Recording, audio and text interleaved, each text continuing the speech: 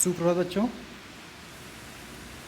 आज हम बाल महाभारत के 14वें अंक को पढ़ेंगे और इस अंक का नाम है जरासंध।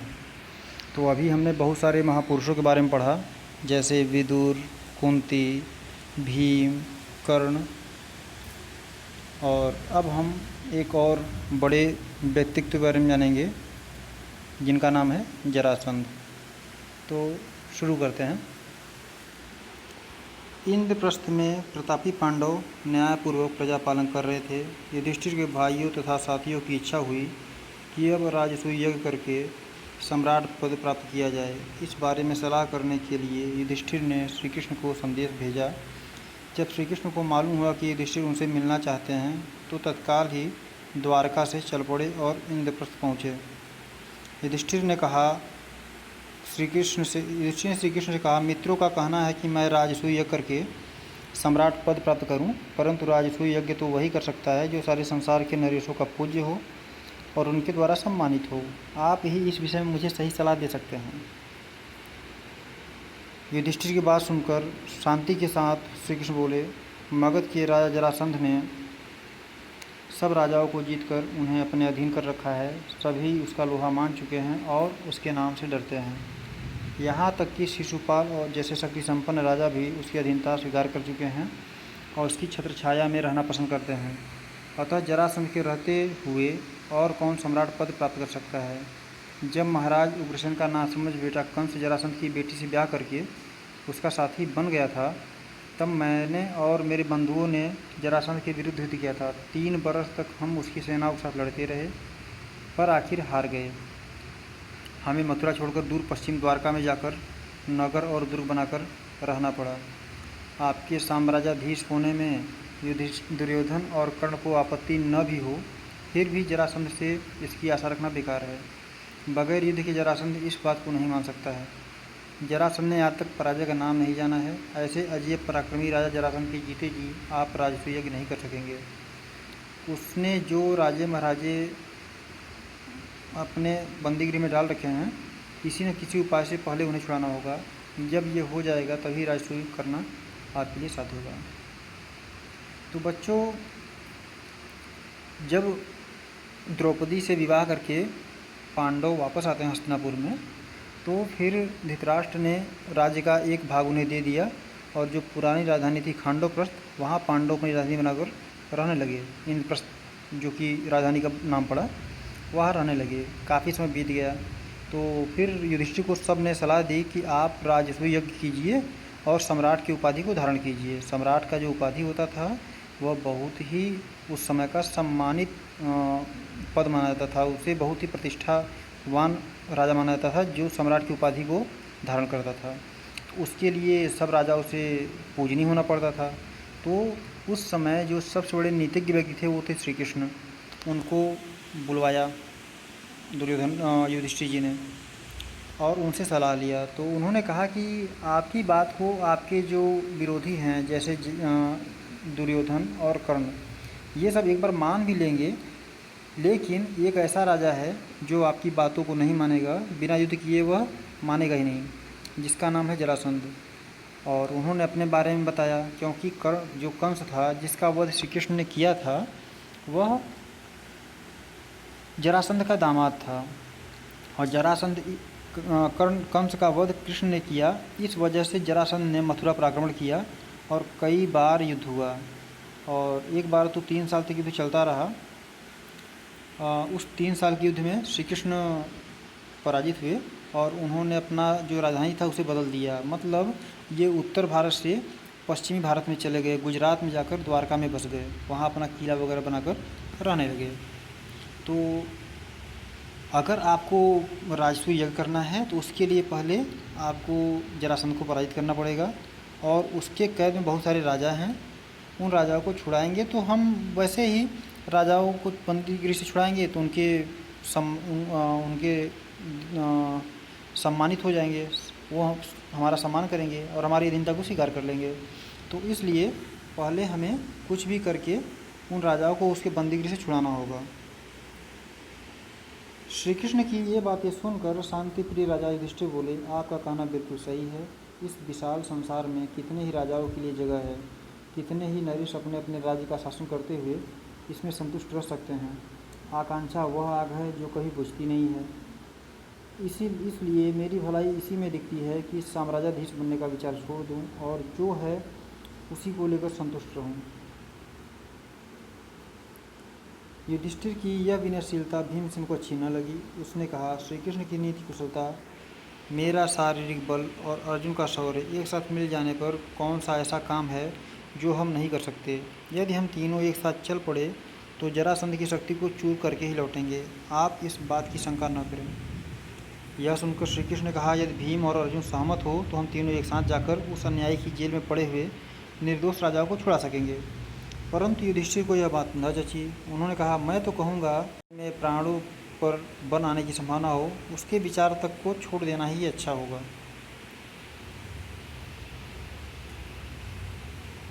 तो जब श्री कृष्ण ने ऐसा सलाह दिया युधिष्ठिर जी को, तो युधिष्ठिर बहुत शांतिप्रिय व्यक्ति थे।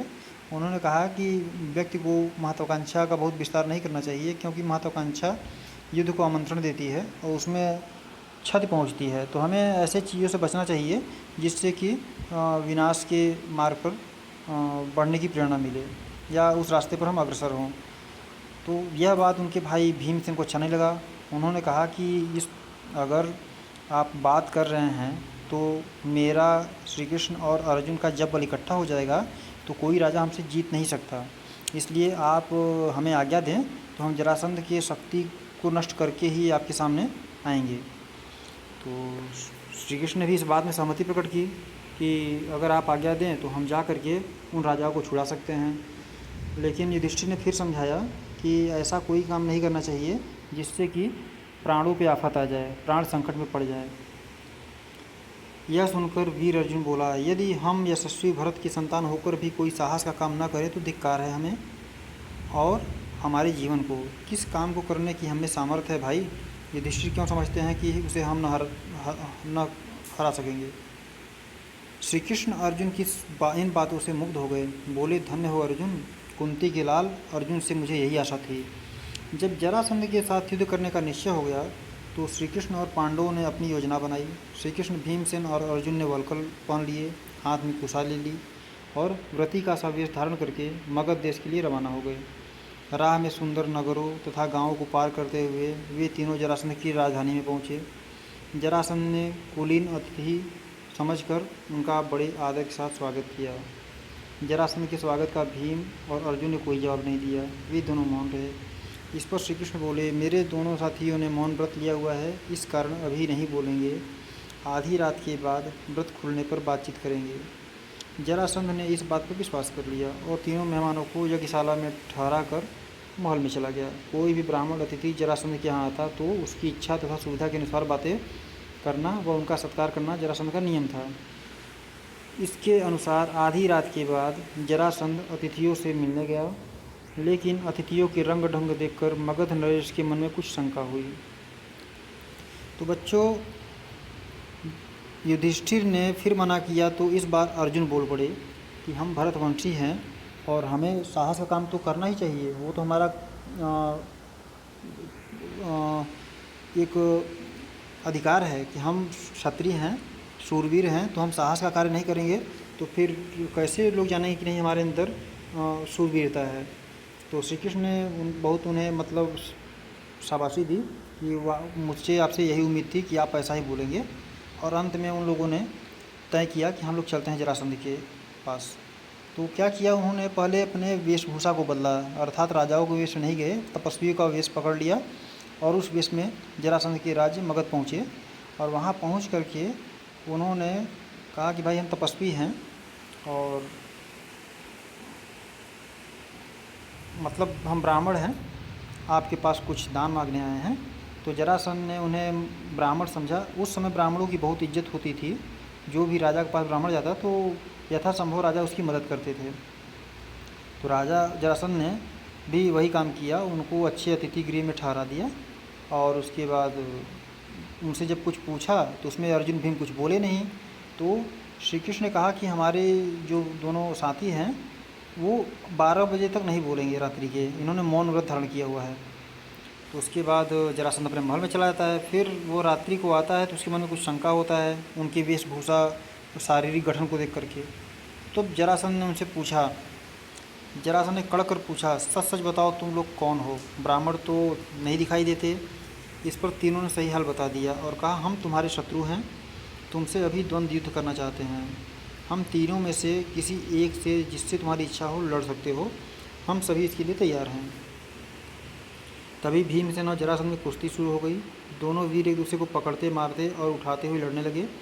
इस प्रकार पल भर भी विश्राम किए बगैर वे 13 दिन और 13 रात लगातार लड़ते रहे।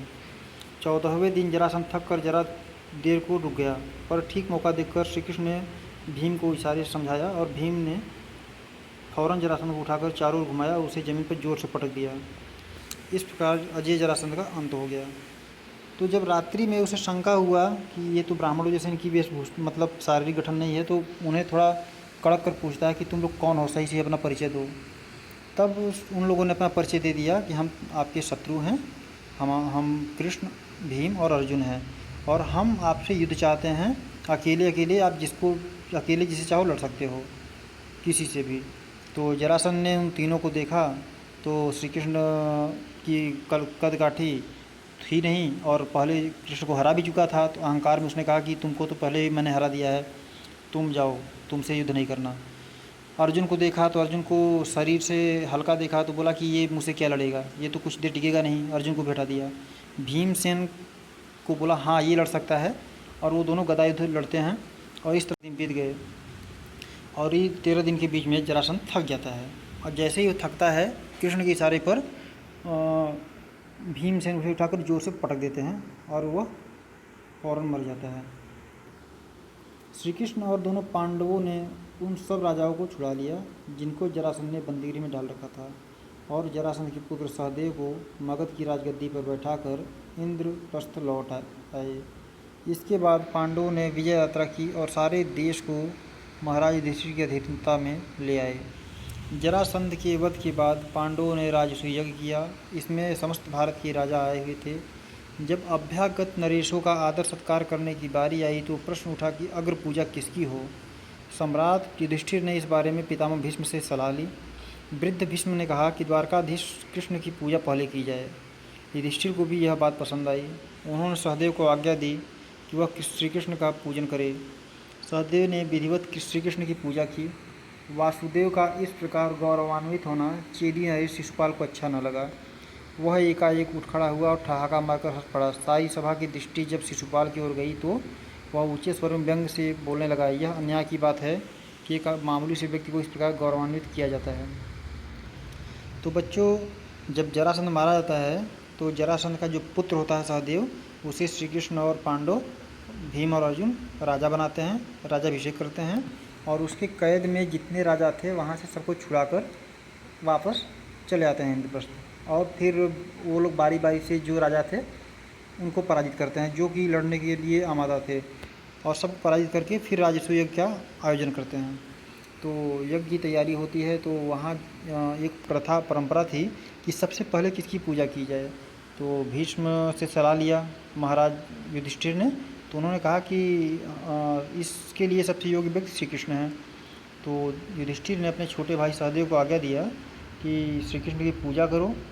तो जब सहदेव पूजा करने लगे तो क्या होता है कि उसी समय जो जरासंध का साथी था शिशुपाल, उसके मन में तो पहले से ही क्रोध भरा हुआ था। वह श्री कृष्ण के खिलाफ फनाफना बकने लगता है, और उसने कहा कि एक मामूली व्यक्ति का इस तरह से अग्र पूजा नहीं किया सकता, उसे इतना प्रतिष्ठा नहीं दिया सकता। युधिष्ठिर को यों आड़े हाथों लेने के बाद शिशुपाल सभा में उपस्थित राजाओं की ओर देखकर बोला, उपस्थित राजागण, जिस दुरात्मा ने कुचक्र रचकर वीर जरासंध को मरवा डाला, उसी की युधिष्ठिर ने अग्र पूजा की। इसके बाद उसे हम धर्मात्मा कैसे कर सकते हैं? उनमें हमारा विश्वास नहीं रहा है। इस तरह शब्द बाणों की बौछार कर चुकने के बाद शिशुपाल दूसरे कुछ राजाओं को साथ लेकर सभा से निकल गया। राजाधिराज युधिष्ठिर नाराज हुए राजाओं के पीछे दौड़ गए और अनुनय विनय करके उन्हें समझाने लगे। युधिष्ठिर के बहुत समझाने पर भी शिशुपाल नहीं माना। उसका हठ और घमंड बढ़ता गया। अंत में शिशुपाल और श्री कृष्ण में युद्ध छिड़ गया। जिसमें शिशुपाल मारा गया। राजसूय यज्ञ संपूर्ण हुआ और राजा युधिष्ठिर को राजाधिराज की पदवी प्राप्त हो गई।